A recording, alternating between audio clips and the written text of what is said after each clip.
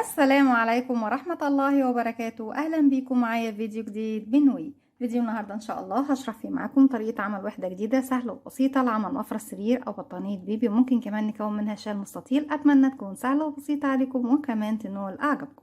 بسم الله الرحمن الرحيم. فكرتنا النهاردة فكرة سهلة وبسيطة، بتتكون من الوحدة دي ووحدة مربعة كمان جنب منها، ومن الوحدات اللي بتكون بالشكل ده ببتدي أشبك وحدة زيها من هنا ومربع من هنا ووحدة من هنا وهكذا، وبنبتدي نكون المفرش او القطعة طبعا اللي انت بتشغليها مع بعضها. بنشغل المفرش كله باكتر من لون، يعني ممكن استخدم 3 الوان او اكثر او اقل زي ما انتوا حابين. هنستخدم اللون اللي هو الاخضر الجنزاري مع اللون الرمادي مع اللون اللي هو الاورنج، يعني مدي البطيخي شويه، هو ما بين الاورنج وما بين البطيخي شويه. بيكون القاعدة عندك للمفرش هو اللون الجري الرمادي، وطبعا تقدري تشكلي تشكيلة الالوان زي ما انت عاوز. طريقة التشبيك بتكون باستخدام الخيط والابرة، وممكن تستخدمي غرزة المنزلقة، وممكن تستخدمي لو حابة شكل بارز تستخدمي غرزة الحشو. بسم الله الرحمن الرحيم. هنشتغل مع بعض بخيط صوف متوسط السمك زي ما احنا شايفين ده سمكه، مع ابرة رقم 3.5 ملم. نبتدي، انا اشتغلت باللون الاخضر، نبتدي نشتغل بقى باللون الاحمر او الاورنج.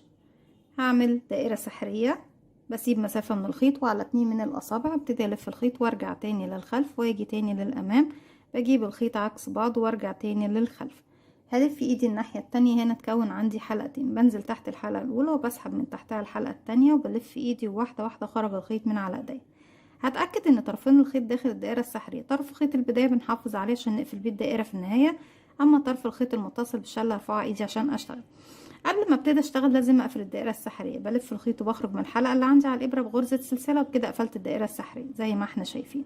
نبتدي نكون، عايزة اكون 5 غرزة عمود، بعد كده 3 سلسلة، وبعد كده 5 غرزة عمود. هرتفع على السلسلة دي كمان سلسلتين، 1 2، وهعتبر ال3 غرزة عمود بلف، يعني السلسلة اللي انا قفلت بيها الدائرة بتكون جزء بردك من ارتفاع الغرزة الاولى. يبقى كده 1 2 3 اعتبرهم عمود، وابتدي ادخل اشتغل عمود بلفة تاني. هلف الخيط على الابره، بدخل فراغي، بسحب الخيط وبخرج، معايا 3 حلقات، بسحب الخيط وبخرج من حلقتين، يتبقوا 2 هسحب واخرج منهم. يبقى كده 1 2 3 4 و5. خلصنا ال5 عمود الاولى اللي هي طبعا بتكون جهة اليمين او جهة اليسار ايا كان، يعني هي جهة من الجهتين. هاخد 3 سلسلة، بسم الله، 1 2 3، وهرجع تاني اشتغل 5 عمود بلفة في نفس الفراغ الدائرة السحرية. 1 2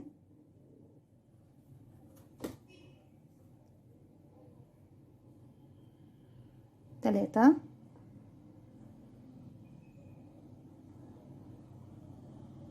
4 واخر عمود عندي 5. خلاص خلصنا الدائرة السحرية زي ما احنا شايفين بالشكل ده، وخلصنا السطر الاول.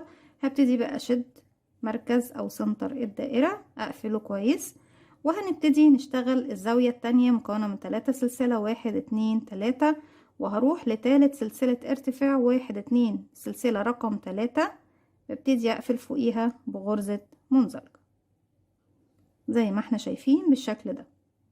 السطر اللي جاي ببتدي اشتغل داخل الزوايا عمودين 3 سلاسل عمودين، اما فوق الاعمدة فببتدي اول عمود ببتدي اشتغل فوقيه عمود بلفة. هنشتغل عمود بلفة 1 بارتفاع 1 2 3 سلسلة، لان كده كده ايه فوق العمود الاول، وهعتبرهم اول عمود بلفة موجود عندي. العمود رقم 2 انكريس تزايد، يعني بشتغل فوق العمود رقم 2 مرتين، 2 عمود بلفة في نفس الفراغ، 1 2 زي ما احنا شايفين بالشكل ده. نبتدي نروح نشتغل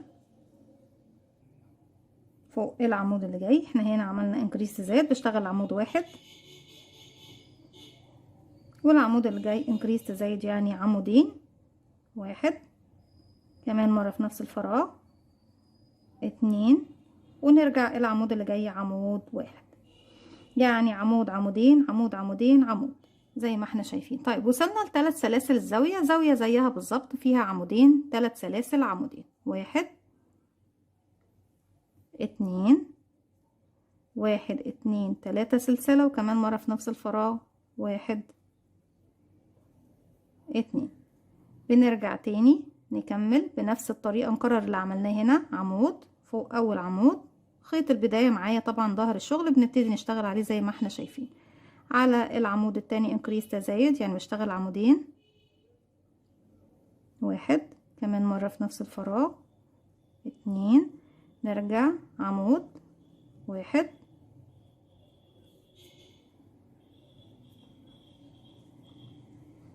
انكريس تزايد عمودين، واحد، اتنين، ونرجع عمود واحد، وفي الاخر هيقابلني الزاوية. الزاوية طبعا احنا عارفين بنشتغل فيها عمودين، 3 سلاسل، عمودين، واحد، اتنين، واحد، اتنين، 3 سلسلة، وكمان مرة في نفس الفراغ، واحد، اتنين. كده خلاص بيكون خلص معايا الشغل باللون دوت.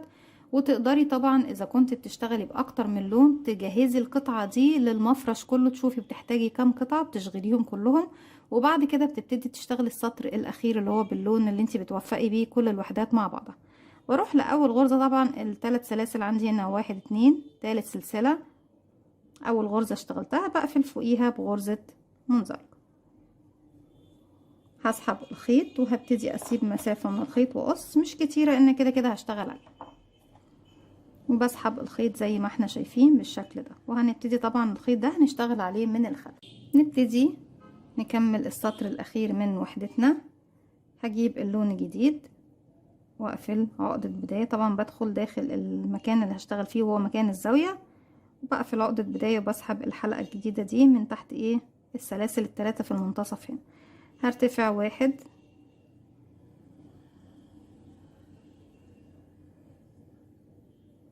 اتنين، تلاتة، وهبتدي اشتغل كمان عمود في نفس الفراغ كده، اتنين اهم. وفي نهاية السطر بشتغل عمودين والثلاث سلاسل اللي هما بيكونوا تكملة الزاوية.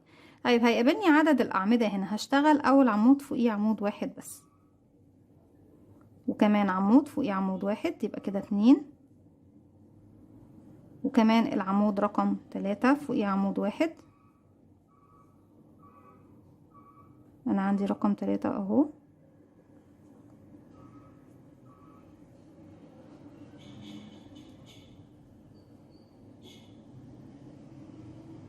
العمود اللي جاي ببتدي اشتغل عليه عمود،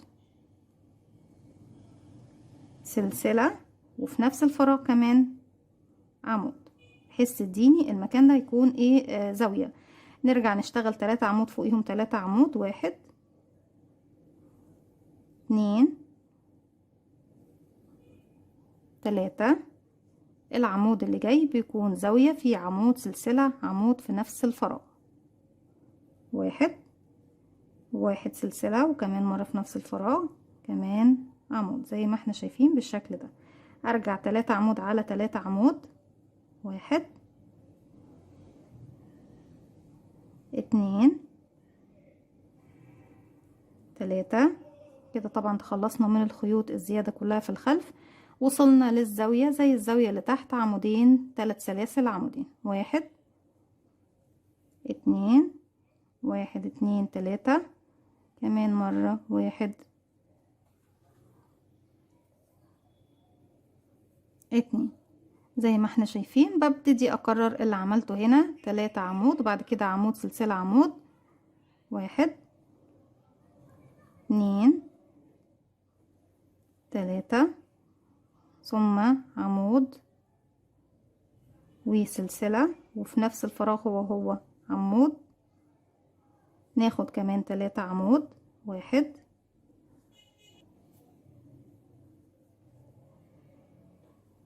اتنين،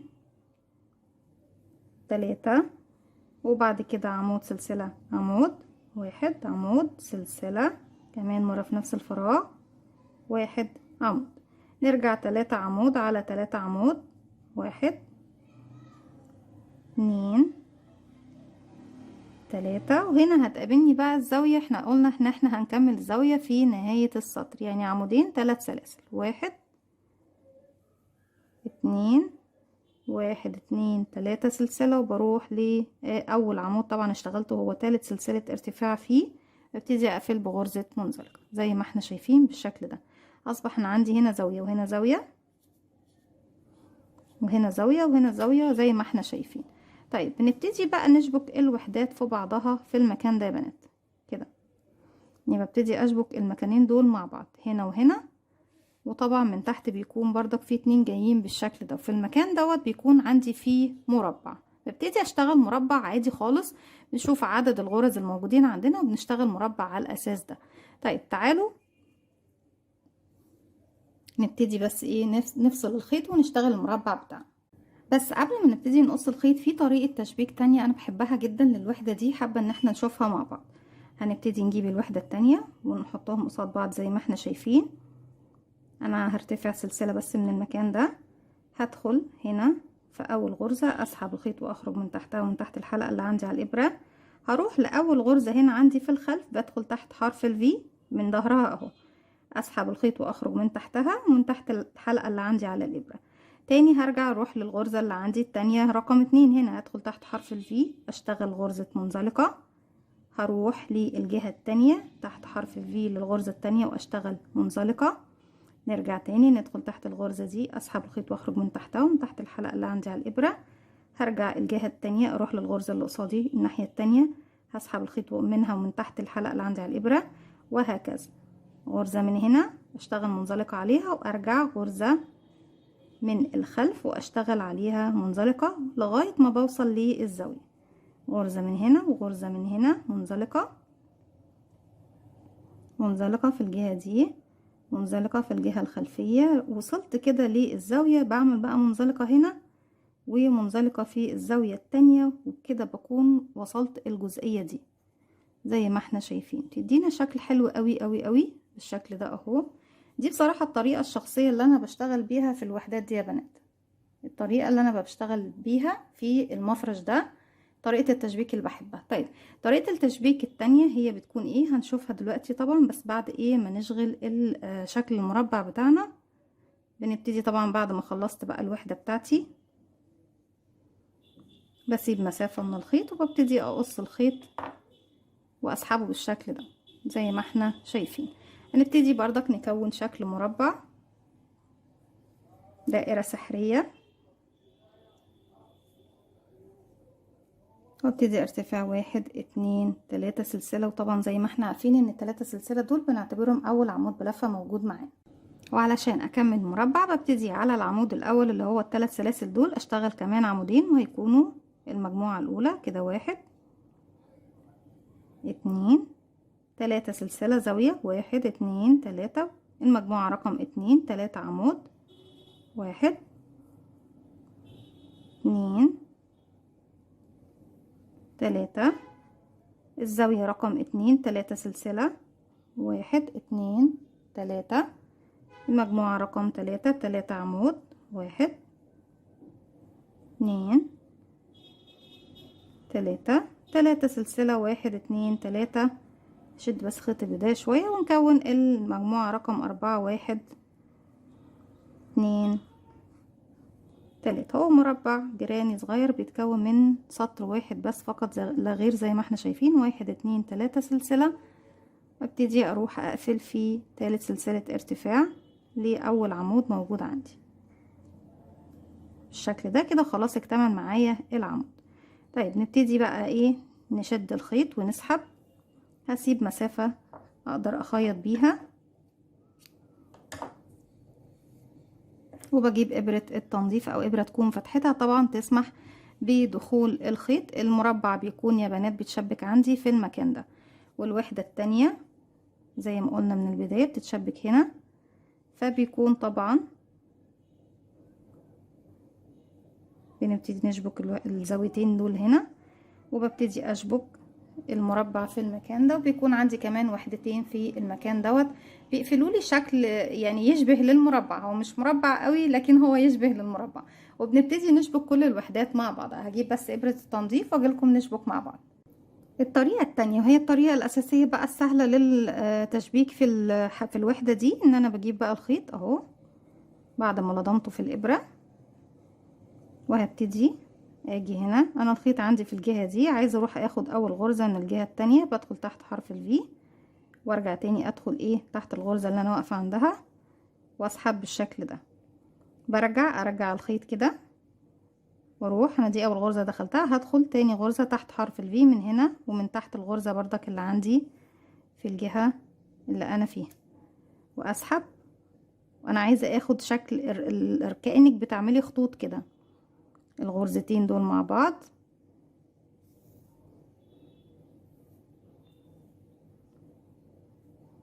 وبحاول طبعا ان انا اخد شكل الخطوط، وبتشبه كتير الطريقة اللي احنا شرحناها مع بعض دلوقتي بردك في التشبيك، يعني بتاخد شكل الخطوط دي كده بالشكل ده لغاية ما بوصل ايه لمكان الزاوية. طبعا احنا خلاص الغرزة الجاية هي الزاوية، وببتدي اشبك بالشكل ده. يكون شكل التشبيك معايا هو ده يا بنات زي ما احنا شايفين الخط ده. هبتدي بقى بعد كده اجيب المربع بتاعي هنا، طبعا هبتدي ادخل الزاوية معايا، هدخل كده الزاوية انا بشبكها مرة هنا ومرة طبعا ايه بتكون معايا في الجهة اللي انا فيها. هبتدي اهو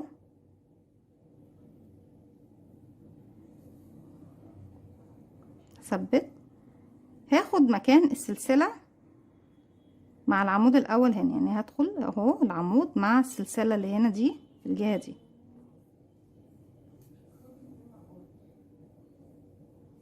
وارجع كده شبكت في عمود، اخد عمود تاني